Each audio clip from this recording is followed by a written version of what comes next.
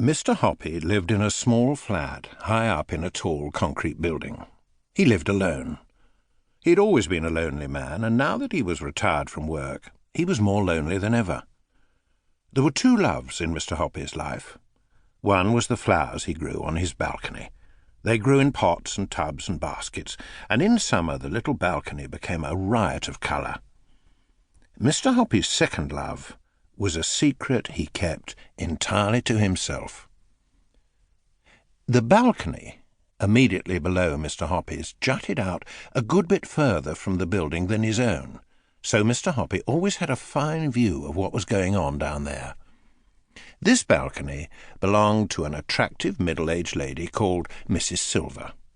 Mrs. Silver was a widow who also lived alone, and although she didn't know it, it was she who was the object of Mr. Hoppy's secret love. He had loved her from his balcony for many years, but he was a very shy man, and he had never been able to bring himself to give her even the smallest hint of his love. Every morning, Mr. Hoppy and Mrs. Silver exchanged polite conversation, the one looking down from above, the other looking up, but that was as far as it ever went. The distance between their balconies might not have been more than a few yards, but to Mr. Hoppy it seemed like 1,000,000 miles. He longed to invite Mrs. Silver up for a cup of tea and a biscuit, but every time he was about to form the words on his lips, his courage failed him. As I said, he was a very, very shy man.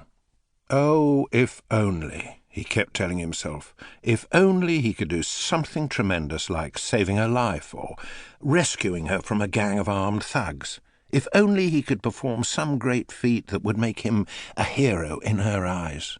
If only. The trouble with Mrs. Silver was that she gave all her love to somebody else, and that somebody was a small tortoise called Alfie. Every day, when Mr. Hoppy looked over his balcony and saw Mrs. Silver whispering endearments to Alfie and stroking his shell, he felt absurdly jealous.